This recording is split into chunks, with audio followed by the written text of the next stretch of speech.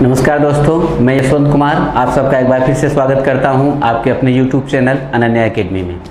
दोस्तों, UGC net शिक्षा शास्त्र असिस्टेंट प्रोफेसर और PGT शिक्षा शास्त्र का एक महत्वपूर्ण लेसन है अधिगम। यह एक ऐसा प्रकरण है जो ऐसा कोई परीक्षा नहीं होता शिक्षा शास्त्र की जो इसके बिना हो। यह हर जगह पूछा जा रहा है। इसके महत्व को देखते हुए हम लोग इस पर कुछ चर्चा करेंगे, इस पर बात करेंगे कि आखिर अधिगम क्या है। वर्तमान शिक्षा में जो हमारी शिक्षा व्यवस्था है बच्चों की, उसमें एक महत्वपूर्ण बिंदु है अधिगम या सीखना। तकनीकी रूप से अधिगम और सीखना दोनों अलग अलग हैं। यहाँ पे हम लोग अधिगम की बात कर रहे हैं और देखते हैं कि अधिगम क्या है, अधिगम का क्या अर्थ है, अधिगम की क्या परिभाषाएं हैं, अधिगम को कौन कौन से कारक प्रभावित करते हैं, अधिगम के कितने प्रकार होते हैं और इन प्रकारों के साथ साथ जो प्रमुख मनोवैज्ञानिकों ने अधिगम के सिद्धांत बताया है उन सिद्धांतों पे भी हम लोग बात करेंगे। ठीक है, क्योंकि हर परीक्षा में अधिगम के जो प्रमुख सिद्धांत हैं उन सिद्धांतों पे बात होती है, चाहे वो संज्ञानवादी सिद्धांत हों या व्यवहारवादी सिद्धांत हों। सभी सिद्धांतों पे इस पे प्रश्न बन रहे हैं, इसलिए हम लोग इसको बिंदुवार तरीके से विस्तृत तरीके से इसको कई भागों में देखेंगे। क्योंकि ये इतना प्रकरण बड़ा है कि यह किसी एक वीडियो में नहीं आ पाएगा, इसलिए पार्ट 1, पार्ट 2, पार्ट 3 करके हम इसको विस्तार पूर्वक अलग अलग वीडियो के माध्यम से इसका अध्ययन करेंगे। ठीक है, तो इसकी शुरुआत हम करते हैं कुछ परिभाषाओं से और कुछ इसके बिंदुओं से, जिससे अधिगम का जो कॉन्सेप्ट है वो स्पष्ट हो सके आप सबका। ठीक है, तो हम आप इसकी जो पहली शुरुआत करते हैं वुडवर्थ की परिभाषा से। ठीक है ना, वुडवर्थ ने जो परिभाषा दिया था कि नवीन ज्ञान तथा नवीन प्रक्रियाओं का अर्जन करने की प्रक्रिया ही अधिगम की प्रक्रिया है। ठीक है, वुडवर्थ ने अधिगम की परिभाषा देते हुए कहा कि नवीन ज्ञान तथा नवीन प्रक्रियाओं का अर्जन करने की जो प्रक्रिया होती है उसी को हम क्या कहते हैं, अधिगम की प्रक्रिया कहते हैं। अब हम इसके अर्थ को अगर और वाइड में जाएं और विस्तार करना चाहें तो हम कह सकते हैं कि अधिगम प्रक्रिया है ना कि परिणाम। हम लोग यहाँ शॉर्टकट में लिखते जाते हैं तो फिर ज़्यादा बेटर रहेगा कि अधिगम को स्पष्ट करने वाले कुछ फैक्ट्स जो बता सके कि अधिगम क्या है। तो इसका है अधिगम प्रक्रिया है ना कि परिणाम। दोस्तों, इसका मतलब ये हुआ कि जो लर्निंग होती है वह कोई आउटकम नहीं है, रिजल्ट नहीं है, ये कोई परिणाम नहीं है, बल्कि ये क्या है, प्रक्रिया है। ठीक है, क्यों प्रक्रिया है, किस सेंस में प्रक्रिया है? क्योंकि जो प्रक्रिया होती है वो अनवरत चलती रहती है। तो कोई भी प्राणी हो, कोई भी जीव हो, उसका सीखना कभी बंद नहीं होता। वो अपने जीवन की परिस्थितियों में कुछ न कुछ सीखता रहता है। इसका मतलब ये नहीं कि जब तक वो पढ़ रहा है तब तक सीख रहा है, ऐसा कुछ नहीं। ये तो बहुत अधिगम की नैरो मीनिंग हो जाएगी। अधिगम की अगर हम व्यापक अर्थ में देखते हैं तो अधिगम एक अनवरत चलने वाली प्रक्रिया है। व्यक्ति जन्म से मृत्यु तक कुछ न कुछ हमेशा अपने जीवन में सीखता रहता है। तो इसीलिए कहा गया कि अधिगम प्रक्रिया है ना कि परिणाम। ठीक है, यह कोई परिणाम के रूप में नहीं कि कोई व्यक्ति किसी चीज़ को सीखा बस हो गया, ऐसा नहीं है। वो अपने जीवन में हमेशा कुछ न कुछ सीखता रहता है। ठीक है, इसलिए अधिगम को एक प्रक्रिया माना जाता है ना कि परिणाम। ठीक है, अब एक और इसके बारे में बात होती है कि अधिगम सदैव उद्देश्यपूर्ण होता है। अधिगम सदैव उद्देश्य पूर्ण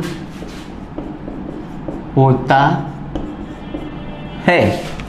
ठीक है, तो ये बात मानी यही है कि व्यक्ति या प्राणी कोई भी चीज़ को सीखता है, अधिगम करता है, लर्निंग करता है तो उसका एक उद्देश्य होता है। बिना उद्देश्य के व्यक्ति कोई कुछ नहीं सीखता। बीच में इसमें बहुत सारी कंट्रोवर्सी हुई थी। जैसे लोगों ने लॉजिक दिया था कि कोई व्यक्ति ऐसे किसी का दोस्त पियानो बजाता है या वायलिन बजाता है, कुछ ऐसे चीज़ें हैं वो साथ में रहते रहते सीख जाता है, देखते देखते सीख जाता है, तो क्या उसका क्या उद्देश्य होता है। जैसे आपका एक मित्र है, वो प्रोफेशनल पियानो प्ले करता है, वो प्रोफेशनल है, तो आप उसके साथ, वो उसका प्रोफेशन है, व्यवसाय है, करता है, उसके लिए वो अर्निंग करता है। अब आप उसके साथ साथ रहते हुए पियानो सीख जाइए और आपका कोई ऐसा उद्देश्य ना हो कि हाँ हम भी आगे चल करके पियानो बजाने के क्षेत्र में अपना करियर बनाएंगे या उसे अपने प्रोफेशन के रूप में चूज़ करेंगे, फिर भी आपने सीख लिया। तो बोलिए कि इसमें उद्देश्य कहाँ हुआ? हाँ, इसमें भी उद्देश्य है। आपने अपने आनंद के लिए सीखा ना, आप अपनी जिज्ञासा को शांति करने के लिए सीखा, आपने अपने कॉन्फिडेंस को चेक करने के लिए सीखा, आप अपनी कैपेसिटी, क्षमता भी नापने के लिए सीख रहे थे कि मैं भी इसे सीख सकता हूँ या नहीं। तो आप अपनी जिज्ञासा को शांत करने के लिए सीख रहे हैं, आप अपने मनोरंजन के लिए सीख रहे हैं, या आपको पसंद है इसलिए आप सीख रहे हैं।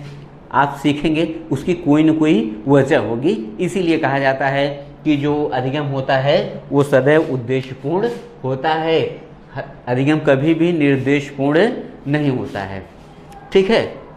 फिर है अधिगम समायोजन एवं अनुकूलन के लिए तैयार करता है। प्राणी जब किसी भी कैसा भी किसी भी प्रकार का वातावरण हो, उसमें जब वह समायोजन करना चाहेगा या वो अनुकूलन करना चाहेगा, तो उसके समायोजन और अनुकूलन दोनों में ही आपका ये जो अधिगम है वो इम्पॉर्टेंट रोल प्ले करता है। ठीक है। अधिगम आपको समायोजन करने में, एडजस्टमेंट करने में और अनुकूलन करने में किसी भी प्राणी की मदद करता है। जब आप वातावरण के प्रति कुछ जानेंगे, कुछ सीखेंगे, कुछ जानकारी लेंगे, तभी तो आप अनुकूलन कर पाएंगे। बिना सीखे हुए, बिना अधिगम के आप कैसे अनुकूलन कर पाएंगे? ठीक है। तो ये बात है। फिर अगला है कि अधिगम का क्षेत्र अत्यंत व्यापक होता है। अधिगम का क्षेत्र अत्यंत व्यापक होता है। ठीक है। इसका मतलब ये हुआ कि जीवन का कोई भी क्षेत्र हो, व्यक्ति किसी भी क्षेत्र में रह करके कोई चीज़ सीख सकता है, कोई चीज़ अर्जित कर सकता है। ठीक है। ये कोई ज़रूरी नहीं है कि हाँ व्यक्ति किताबी ज्ञान लेता है या कोई तकनीकी ज्ञान सीखता है तभी वो सीखना है। दुनिया का ऐसा कोई क्षेत्र नहीं जिसमें व्यक्ति कार्य करता है, देखता है, उसमें रहता है, वो कुछ भी व्यक्ति सीखता है वह उसके अधिगम के ही अंतर्गत आता है।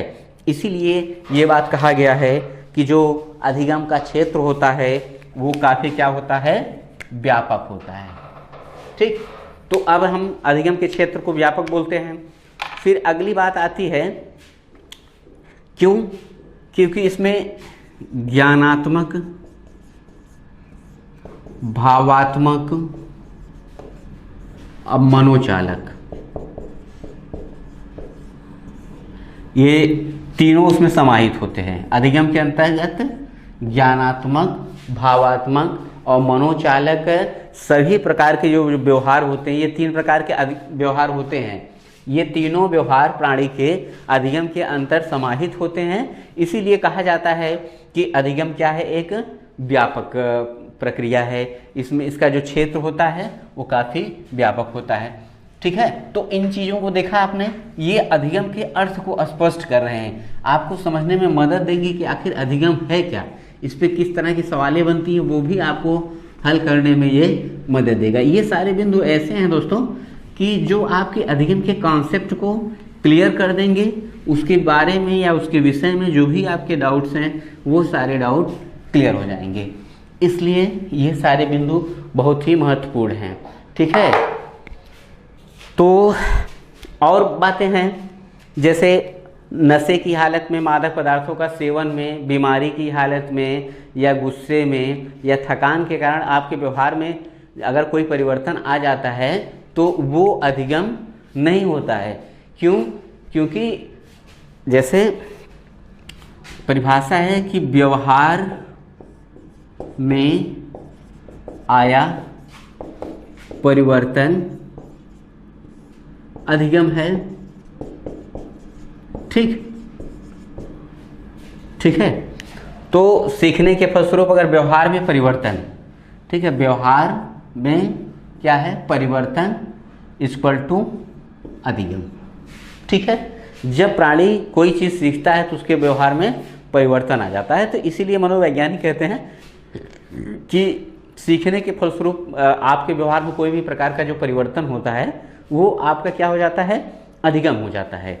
तो अब जब क्या जितने भी प्रकार के व्यवहार परिवर्तन होते हैं सब अधिगम हैं? तो नहीं, क्योंकि जो व्यवहार परिवर्तन मादक पदार्थों के सेवन से भी हो जाता है, गुस्से की स्थिति में होता है, थकान के कारण व्यक्ति में चिड़चिड़ापन आ जाता है, बीमारी के कारण मानव का व्यवहार बदल जाता है, तो क्या वो अधिगम है? नहीं, वो अधिगम नहीं है।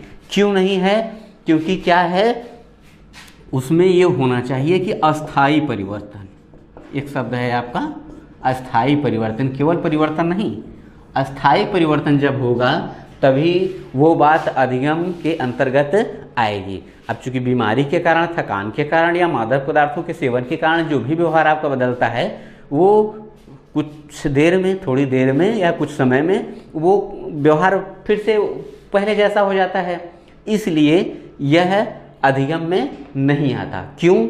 अधिगम जितने भी व्यवहार हैं अगर वो अस्थायी प्रकृति के होंगे तभी वो अधिगम के अंतर्गत आएंगे, अगर वो व्यवहार अस्थायी प्रकृति के नहीं होंगे तो अधिगम में नहीं आएंगे। फिर अधिगम के बारे में एक और बात है कि अधिगम सदैव नवीन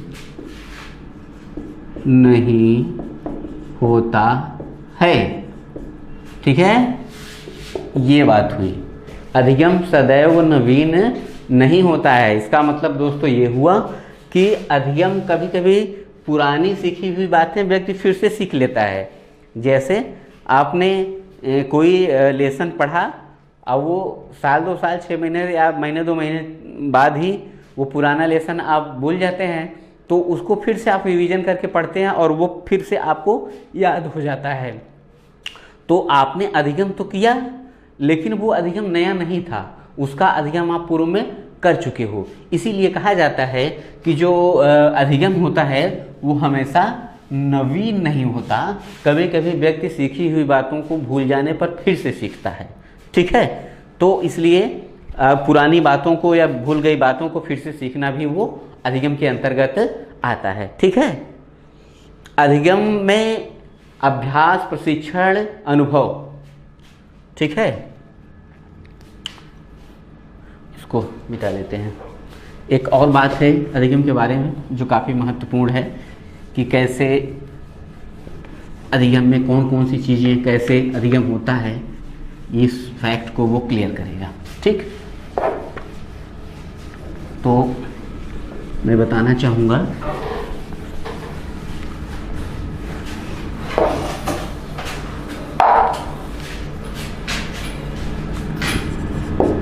अधिगम अभ्यास, अनुभव एवं प्रशिक्षण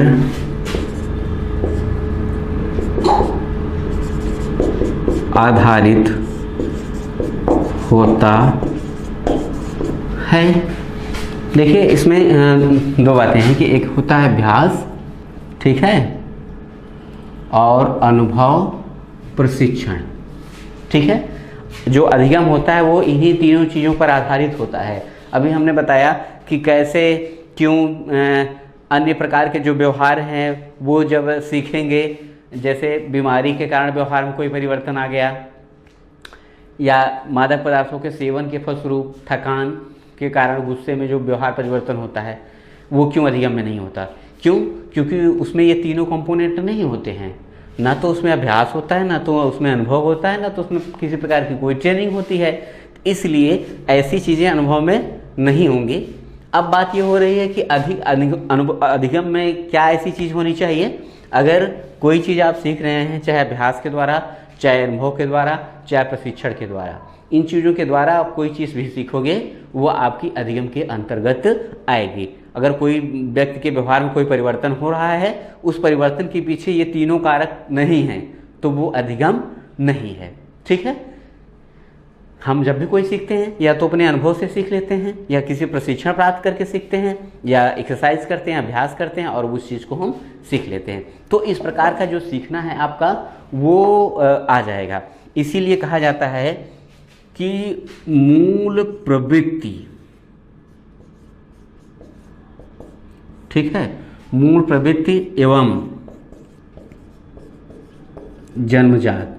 देखिए इसमें बता रहा है कि ऐसे कौन से चीज़ें हैं मूल प्रवृत्तियों के कारण या जन्मजात व्यवहार, मूल प्रवृत्ति हो या कोई जन्मजात व्यवहार हो, उसके कारण, व्यवहार के कारण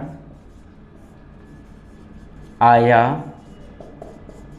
परिवर्तन अधिगम नहीं है। देखिएगा यहीं पे ये चीज़, ये फैक्ट भी क्लियर हो रही है।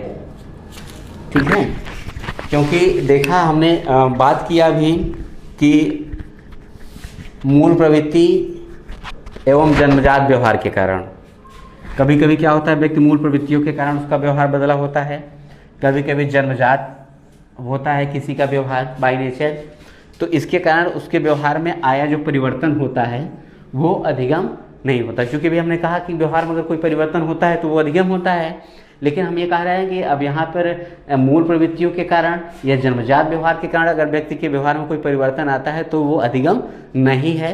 क्यों नहीं है? उसका उत्तर ये है क्योंकि उसमें न तो अभ्यास निहित है, न तो अनुभव निहित है, न तो प्रशिक्षण निहित है।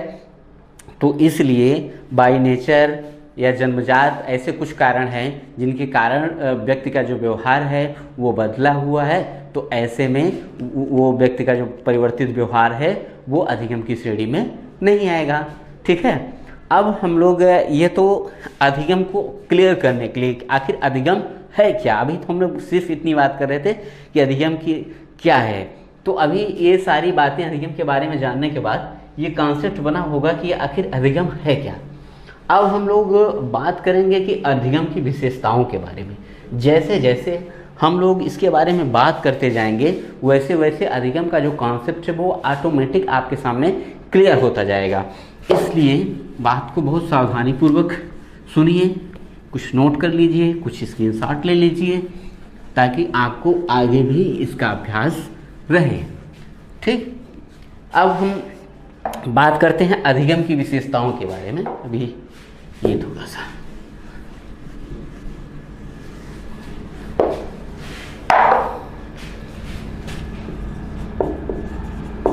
अधिगम की विशेषताएं, क्योंकि किसी भी चीज़ की विशेषता दोस्तों उस चीज़ को क्लियर करने में हमारी हेल्प करता है, इसलिए अधिगम की विशेषताओं को भी जानना जरूरी है। ठीक है, तो इसकी पहली विशेषता है कि अधिगम विकास है। इसकी पहली विशेषता क्या है? अधिगम विकास है। अब दोस्तों कि अधिगम विकास कैसे है? जब जो हमारे विकास के कई पक्ष होते हैं, उसमें एक महत्वपूर्ण है आपका मानसिक पक्ष। तो जब आप कुछ सीखते हैं तो आपका व्यवहार परिवर्तित होता है, आपका मस्तिष्क और विकसित होता है, तो आपका वो जो विकास हुआ वो मानसिक विकास हुआ कि नहीं हुआ। जैसे आप टाइप करना सीख गए, हारमोनियम बजाना सीख गए, या कोई भी म्यूजिकल इंस्ट्रूमेंट बजाना सीख गए, पेंटिंग करना सीख गए, ये सारी बातें, या गणित का कोई सवाल हल करना सीख गए, या कोई कॉन्सेप्ट है साइंस का वो करना सीख गए, तो जब आपने यहाँ पे सीखा तो आपके व्यवहार में परिवर्तन हुआ और वो आपके मानसिक शक्ति को बढ़ाया, आपके मानसिक क्षमता में वृद्धि किया। तो इसका मतलब ये हुआ कि सीखने के बाद व्यक्ति का मानसिक विकास होता है।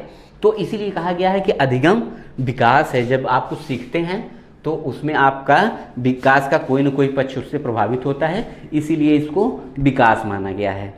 अगला है कि अधिगम समायोजन है। अधिगम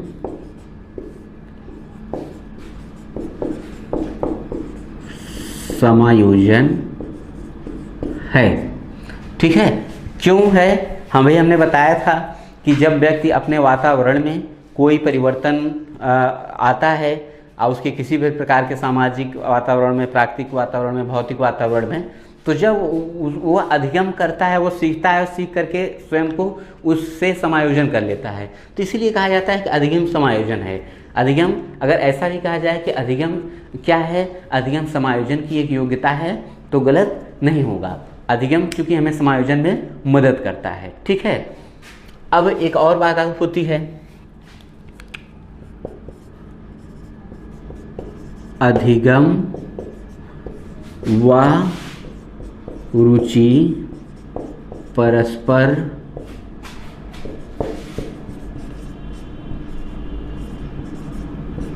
संबंधित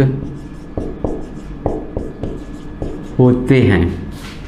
ठीक है, अब यहाँ ये बात हो रही है कि व्यक्ति का जो इंटरेस्ट होता है और वो अधिगम से क्या होती है, संबंधित होती है। क्यों होती है कि व्यक्ति प्रायः, या किसी बालक को देखिए कि जब उसे पढ़ने के लिए कहा जाता है तो वो प्रायः वही पुस्तक खोल के बैठ जाता है पढ़ने के लिए जो उसका पसंदीदा विषय है। जैसे किसी बच्चे को गणित बहुत पसंद है तो वो गणित की ही पुस्तक निकाल के सवालें लगाना शुरू कर देगा, या किसी को हिस्ट्री पसंद है, इंग्लिश पसंद है, या पेंटिंग पसंद है, जो भी पसंद है वो उस चीज़ को पढ़ता है। और व्यवहारिक जीवन में भी देखा गया है कि व्यक्ति अपने पसंदीदा कार्य को बार बार करना चाहता है, पसंदीदा क्षेत्र में कुछ नया सीखता है, कुछ नया जानता है, नया पढ़ता है, इसलिए इनका संबंध है। दूसरी बात, जिसमें व्यक्ति की रुचि नहीं होती वो उसे सीखना नहीं चाहता, या उसे सीखता है तो उसकी जो सीखने की गति होती है वो कम होती है।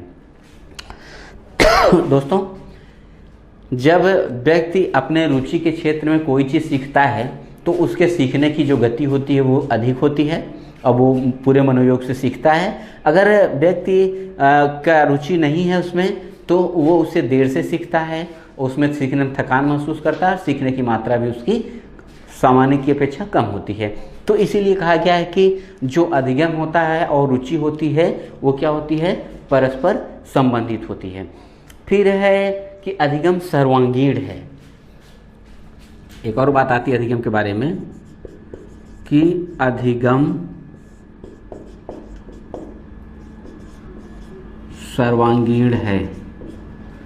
ठीक है दोस्तों, यहाँ पे सर्वांगीण का मतलब ये हुआ कि ऐसा कोई प्राणी नहीं है संसार में, ऐसा कोई जीव नहीं है इस संसार में जो अधिगम ना करता हो। ठीक है, इसीलिए यहाँ शब्द प्रयोग किया गया सर्वांगीण। यानी अधिगम एक ऐसी प्रक्रिया है जो इस संसार के सभी प्राणियों में पाया जाता है। संसार के सभी वो जीव, चाहे पक्षी हों, कीड़े मकोड़े, मनुष्य, जितने भी हैं जानवर, सब में अधिगम होता है।